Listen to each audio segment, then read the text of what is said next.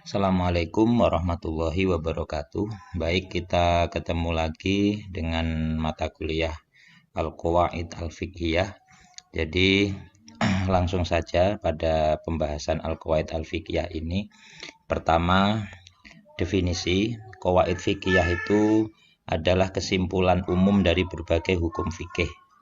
Jadi nanti kita terangkan dan sekaligus contohnya.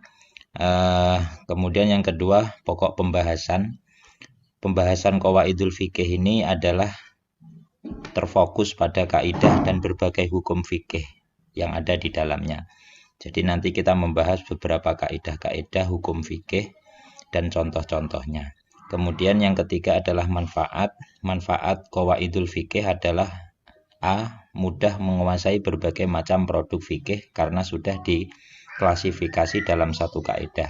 B. Memudahkan untuk menemukan ilatul qiyas. Yang selanjutnya adalah keutamaan qawaidul fikih. Jadi keutamaannya adalah sebagai ilmu paling mulia setelah tauhid. Karena ada hadis mayuridillahu bi khairon yufaqihu fiddin. Barang siapa yang dikehendaki oleh Allah menjadi orang baik, maka akan dipandaikan atau difahamkan dengan ilmu fikih, yufaqihu fiddin. Jadi akan dipandaikan dalam urusan agama. Pandai dalam urusan agama adalah ya ilmu fikih ini. Jadi orang yang bisa atau faham ilmu-ilmu hukum fikih itu salah satu tanda bahwa Allah menghendakinya menjadi orang baik. Dari hadis ini menunjukkan berarti ilmu fikih itu paling mulia setelah tauhid. Kemudian pembahasan kita selanjutnya adalah rumpun keilmuan. Jadi qawaidul fikih itu termasuk rumpun keilmuan bagian dari ilmu fikih. Kemudian pencetus siapa, yaitu adalah para ulama mustahid hingga dimasyhurkan oleh Abu Thohir Ad-Dibasi. Ini ulama madhab Hanafi dan kemudian dilanjut oleh Qadhi Husain. Mereka yang memasyhurkan kaidah fikih. Kemudian dibukukan dalam satu disiplin ilmu khusus oleh Izzuddin ibni Abdissalam. Ini madhab Syafi'i. Izzuddin ibni Abdissalam ini digelari oleh Sultanul Ulama. Jadi rajanya para ulama fikih itu adalah Izzuddin ibni Abdissalam. Kemudian sumber referensi Quran, Sunnah, Ijma' dan hasil istihad. Jadi nanti ada satu kaidah sumber referensinya dari mana?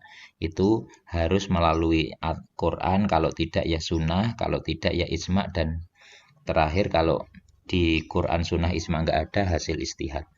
Kemudian saya lanjut hukum mempelajari. Jadi hukum mempelajari itu wajib hukum. Jadi semua ya, wajib ain itu semua per individu, hakim dan para praktisi hukum yang ingin membahas hukum wajib tahu tentang kaidah fikih ini. Kalau tidak nanti bahaya karena nanti akan salah mengelompokkan atau mengkategorikan status hukumnya. Kemudian yang kedua wajib kifayah bagi kalangan umum. Maksudnya wajib kifayah itu kalau sudah satu saja sudah ada yang paham, yang lainnya gugur kewajiban itu. Kemudian perbedaan, jadi ada istilah qawaidul fiqhiyah, ada al-qawaid al-usuliyah. Perbedaannya kalau qawaidul fiqhiyah seperti definisi yang tadi kita bahas yaitu prinsip dasar berupa hasil kesimpulan dari berbagai hukum fikih. Prinsip dasar nanti kita contohkan. Kemudian kalau al-qawaid al-usuliyah adalah pedoman atau prinsip dasar untuk memahami nas dalam disiplin ilmu fikih. Jadi kesimpulannya adalah kalau qawaidul fiqhiyah itu ada fikih dulu baru dibuat satu kesimpulan umum sebagai prinsip dasar. Tapi kalau qawaid usuliyah itu ada dulu baru setelah itu muncul hukum fikih. Jadi umpama ada nanti contohnya umpama ada kata perintah. Jadi kata perintah itu menunjukkan wajib aqimus shalah. Nah, berarti nanti baru dari dalil aqimus shalah muncul hukum fikih wajib sholat. Wajibnya itu diambil dari aqimu kata perintahnya.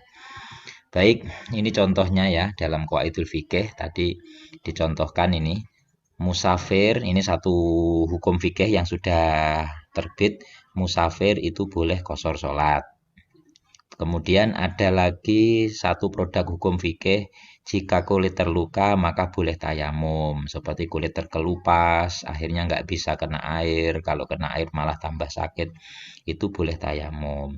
Kemudian ada lagi satu kaidah, satu produk hukum fikih, tidak, jika perempuan tidak punya wali maka boleh mengangkat wali hakim. Karena ya kalau nggak udah punya wali mau nikah gimana?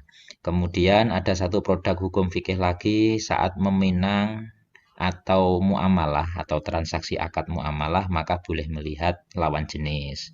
Awalnya melihat lawan jenis itu haram. Tapi kalau ada tujuan untuk meminangnya atau bermuamalah, bertransaksi jual beli atau syirkah, mudorobah dan sebagainya, itu boleh melihat.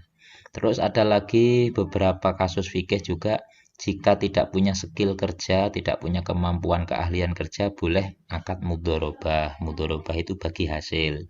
Jadi yang punya harta, nggak punya skill kerja, itu memberi modal kepada yang pinter kerja tapi nggak punya modal. Akhirnya mereka nanti bagi hasil. Yang kerja dapat berapa persen, yang punya modal berapa persen. Ini sebenarnya akad yang tidak boleh awalnya karena horor, karena tidak jelas memberi modalnya sudah pasti mengeluarkan uang, tapi laba yang dihasilkan tidak jelas. Kemudian ada lagi satu fikih, jika tidak kuat berpuasa kafaroh. Kafaroh itu hukuman. Jadi begini ya, contohnya seperti orang bersetubuh dengan istri ketika waktu Ramadan. Jadi waktu Ramadan puasa, lah kok bersetubuh. Lah maka dia dihukum untuk puasa kafaroh selama 2 bulan berturut-turut. Jika tidak kuat puasa kafaroh 2 bulan berturut-turut, maka boleh diganti dengan sedekah. Atau itu ada aturan tertentu dalam kafaroh. Baik, dari berbagai kasus musafir, terus ini kulit terluka boleh tayamum, tidak punya wali boleh pakai wali hakim, semua total ini kasus-kasus ini diklasifikasi, dikelompokkan dalam satu prinsip umum, yaitu al-masyaqqatu tajlibut taisir. Nah, ini salah satu contoh kaidah fikih. Jadi kaidah fikih itu ada produk fikih-fikihnya baru diklasifikasi, dikelompokkan dalam satu prinsip umum, yaitu contohnya ini masuk pada prinsip umum al-masyaqqatu tajlibut taisir. Masyaqqah atau kesulitan itu tajlibu bisa menarik at-taisiro terhadap kemudahan. Jadi kesulitan itu bisa menarik kemudahan. Musafir contohnya, musafir kesulitan safar, boleh kemudahan kosor. Kulit terluka itu ada kesulitan, maka boleh tayamum. Tidak punya wali itu kalau nikah pasti ada kesulitan, maka boleh pakai wali hakim. Melihat lawan jenis itu haram, tapi karena untuk meminang nanti kalau nggak melihat dulu bagaimana, terjadi kesulitan, maka untuk meminang boleh melihat. Nah, itu karena ada kebutuhan. Kemudian tidak punya skill kerja, itu ada kesulitan bagaimana mengembangkan hartanya, maka boleh diberikan sebagai modal ke orang lain dalam mudharabah. Nah, itu contoh qawaidul fikih. Kemudian selanjutnya lah ini dalam kaidah al-masyaqqatu tajlibu taisir itu diambil dari dasar Al-Qur'an. Yuridullahu bikumul yusra wala yuridu bikumul usra. Nah, jadi Allah menghendaki kalian kemudahan dan Allah tidak menghendaki pada kalian kesulitan. Dari ayat ini akhirnya ada muncul kaidah al-masyaqqatu tajlibu taisir. Lah kaidah al-masyaqqatu tajlibu taisir ini adalah hasil kesimpulan mengkategori atau mengklasifikasi berbagai hukum yang beda-beda, dikelompokkan, dikemas dalam satu kaidah. Itu namanya qawaidul fikih. Baik, sekarang yang qawaid al-usuliyah. Qawaid al-usuliyah itu pedoman atau prinsip dasar tadi, seperti yang di atas. Contohnya begini. Jadi ada satu kaidah usul fikih, mamin amin ila waqad husso. Setiap lafadz yang umum itu pasti ditahsis atau pasti dikhususkan. Jadi tidak umum secara mutlak. Nah, contohnya bagaimana ini? Walang tastati'u an ta'dilu bainan nisa'i walau harastum. Ini ayat Quran yang menjelaskan laki-laki itu sama sekali tidak akan mampu untuk berbuat adil terhadap para istrinya. Nah, di sini bersifat umum. Berbuat adil dalam hal apa saja. Nah, ini masih bersifat umum. Lah, kalau ada lafadz yang bersifat umum seperti ini, kita harus curiga dan kita harus teliti. Nah, ini dikhususkan kepada apa? Akhirnya itu nanti dikhususkan kita temukan, kita titik temukan dengan ayat yang lain itu, fa in khiftum alla ta'dilu fawahidatan. Jadi kalau yang di ayat fa in khiftum alla ta'dilu fawahidatan itu lelaki itu kalau bisa adil maka boleh nikah lebih dari satu. Berarti maksudnya adalah adil dalam segi dohir. Berarti kalau dalam ayat ini walantas tatiu anta dilu bainan nisa'i walau harastum, berarti yang dimaksud tidak mampu berbuat adil itu adalah adil secara batin. Yang namanya orang istri 2, istri 3 ya pasti di hatinya secara batin ya cenderung kepada salah satu, tidak bisa dua-duanya. Itu dalam batinnya. Tapi kalau dalam dohir ya harus sama, wajib. Nafkah 5.000 ya sama 5.000. Kalau nafkahnya 20.000 ya sama 20.000. Nah, itu. Jadi intinya adalah pada lafadz walam tastatiu an ta'dilu.